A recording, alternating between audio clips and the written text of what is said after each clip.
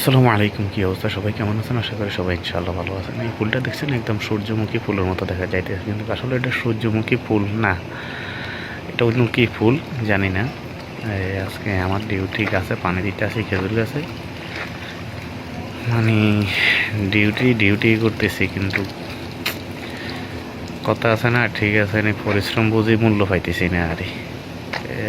আরেকটা ভিডিও দেখাইতে আছে, ওই বড় লেবুগুলো আপনাদেরকে আগে ভিডিও দিছি, যে সময় কাঁচা ছিল, এখন সব পাকে গেছে।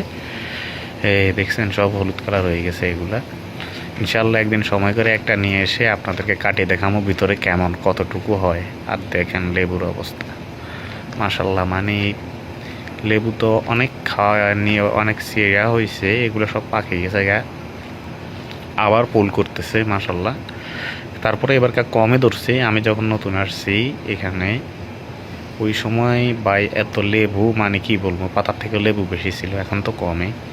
দেখ মাশাল্লাহ, কিন্তু এখানে দেখেন মাটি নাই, কিচ্ছু নাই, খালি বালুর মধ্যে সান। এত এটা মানে এত শক্তি এই বালুর মধ্যে, যদি মাটি পাইতো তাহলে কি অবস্থা হতো।